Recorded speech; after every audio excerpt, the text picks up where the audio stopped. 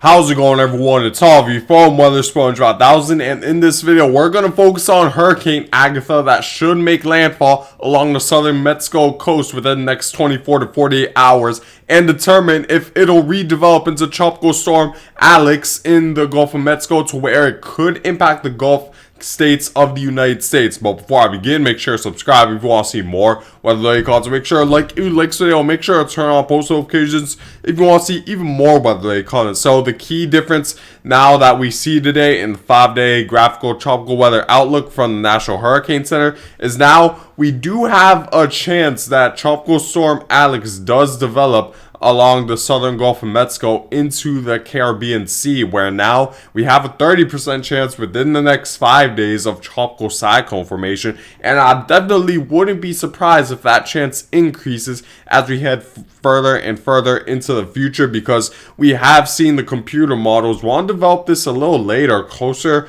to where it's at Florida, so we could see that chance increase as time progresses. So we definitely need to now pay close attention, and all the Gulf Coast states, more specifically Florida especially, needs to pay close attention, as it seems more likely that Tropical Storm Alex will develop in the Gulf of Mexico than before. While the chance is still currently technically a small chance, I still believe that the chance will rise as we begin to get more confidence that the storm will organize itself as it heads closer and closer to Florida. So that's definitely something to keep in mind now, that there's a pretty good chance that we could see Tropical Storm Alex by later this week. So that's definitely something to keep in mind. And taking a look, of course, at the Eastern Pacific, we now have Hurricane Agatha, which is 85 mile per hour hurricane now, and it has been rapidly developing over the past, I'd say, 12 hours, because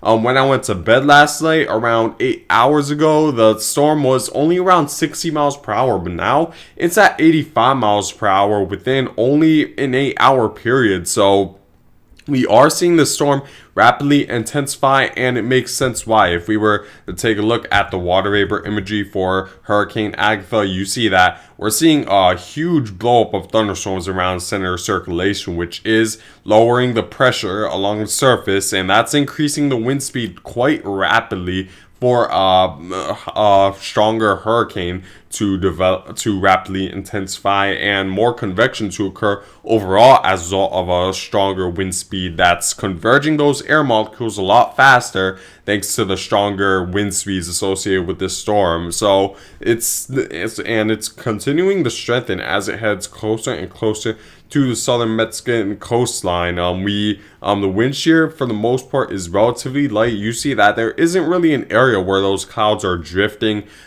towards mainly one direction, which shows that the wind shear is very light for this storm, because when a tropical cyclone is under a strong sheared environment, we typically see clouds move towards the direction that the wind shear is going towards, which makes a lot of the convection shift well outward of the center circulation. But we aren't seeing that, as we're seeing most of the convection pretty much spiral around the center circulation, which with no clouds really drifting favorably towards one direction. And also you see that it's under a fairly moist environment for the most part. We do have thunderstorm activity just to the west of this storm, which shows that this is a fairly moist environment, and this wind shear isn't really bringing any sort of dry air towards center circulation. So as a result, this has the open opportunity to rapidly intensify. And another thing that's really helping it is the warmer than average sea surface temperatures just south of Mexico, where we're seeing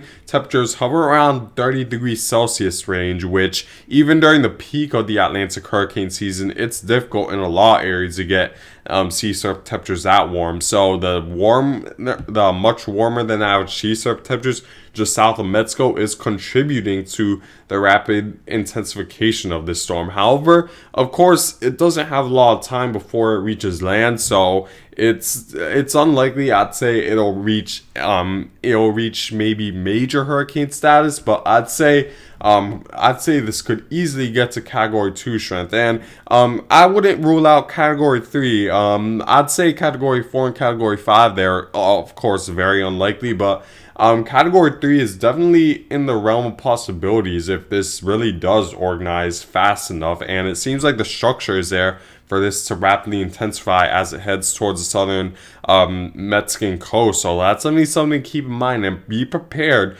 along the southern Mexican coast, because this will be quite a powerful hurricane that should bring heavy rain, damaging winds, and also storm surge. That's something to keep in mind. So make sure to pay close attention through Mexico, as this could be devastating for you guys, and one of the worst hurricanes you experienced along southern Mexican coastline in quite a while. So make sure to keep that in mind. Here's a track from the National Hurricane Center. You see that it expects landfall right around late afternoon on Monday to early Monday evening, where we do have hurricane warnings issued over a large area, and the National Hurricane Center isn't expecting this reach major hurricane status, which I do agree with for the most part, but don't rule out that maybe this could reach low-end Category 3 status. I wouldn't rule that out by how rapidly this storm is developing at this point, but you see that this still should be a powerful hurricane. I'd say Category 2 is definitely more likely as it makes landfall, so make sure to keep that in mind along the southern Mexican coastline. And it's moving quite slow too, which definitely isn't helping, because that allows it to have more time over water, more time for to absorb that very warm Eastern Pacific water, and that should allow for more rapid intensification as a result of how slow it's moving. It of course will pick up speed as it heads further northward, but not by much, so this could easily attain Category 3 status thanks to how slow this is moving and how long it'll be over water thanks to the slow movement. So that's something to keep in mind. Now let's take a look at the future beyond landfall at Mexico, because that's probably what a lot of you Americans watching this want to know about. So if I were to continue to move forward, you see this makes landfall, and I think the European model and even the GFS model are underestimating how strong this will be at landfall.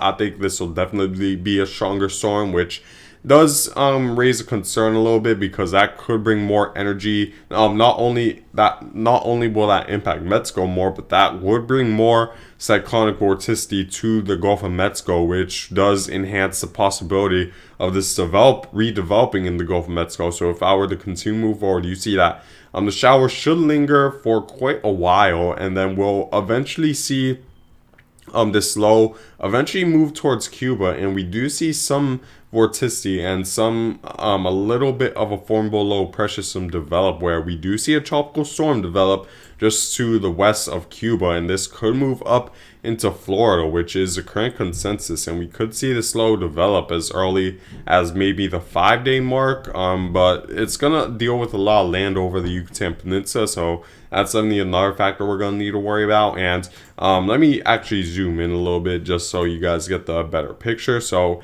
here's the low right now, and you see that there's gonna be it's gonna struggle a little bit thanks to land interaction, and that won't be the only issue it needs to worry about. There's also the European model is also expecting an abundance of dry air to be just to the northwest of this low pressure system, which could stabilize the atmosphere around center circulation for not a lot of convection to occur, and as a result would weaken the overall structure and the wind speed of this low pressure system, which would definitely hinder it from developing. That's something we're going to need to pay close attention to. The European model is currently expecting a strong amount of dry air, while the GFS model is keeping the dry air a little bit further northward, but we still do see that as it heads northward, it'll encounter more of that dry air, which will stabilize the atmosphere. So there's definitely a lot of questions. What really will determine how much dry air there will be is the winds over the next several days throughout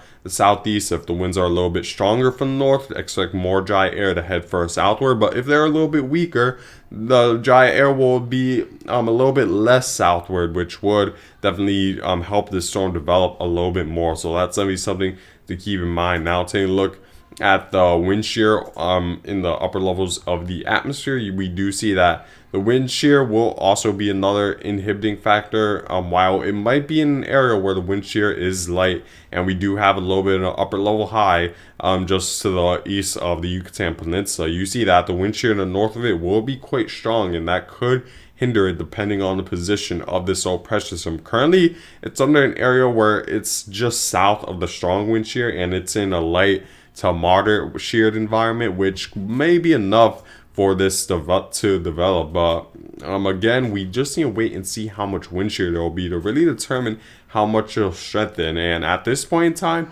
I'd say most likely we'll see a tropical storm develop right around the Caribbean. Hurricane, it seems unlikely, but you never know. The wind shear could lighten down. This forecast still goes around 5 days out, so there's still a lot of time to iron out the wind shear and the dry air forecast. So that's definitely something to keep in mind around the Caribbean and the Gulf of Mexico. The wind shear and the dry air could be strong inhibiting factors of this storm, so make sure to keep that in mind throughout the Caribbean and Gulf of Mexico. Now, taking a look at the ensemble member forecast, you see that the storm is expected to move west northwest or northwest north at a very slow pace before eventually taking that right turn into the southern portion of Mexico, where we could see the storm make landfall at quite a strong speed. However, the slow movement of the storm could maybe be a helping factor, because that could induce an upwelling to bring the cooler waters of the eastern Pacific into the sea surface, which would slow down its convection and the strengthening process. But still, this should be a strong storm. Category 2, Category 3, I'd say is probably the most likely scenario, so make sure to keep that in mind along the southern Mexico coast. And taking a look at the model intensity guidance, you see a lot of the computer models will take this to Category 2 status, and even some taking it to Category 3 status. So it's definitely something to keep in mind. Pretty much all of them have this at maintaining Category 1 status at landfall. So, but a good amount also take Category 2. And I'd say these ensemble members typically do underestimate the strength of tropical cyclones most of the time. So we could see more likely chance of Category 2 than Category 1 with this hurricane. So that's definitely something to keep in mind. And taking a look at my forecast, you see that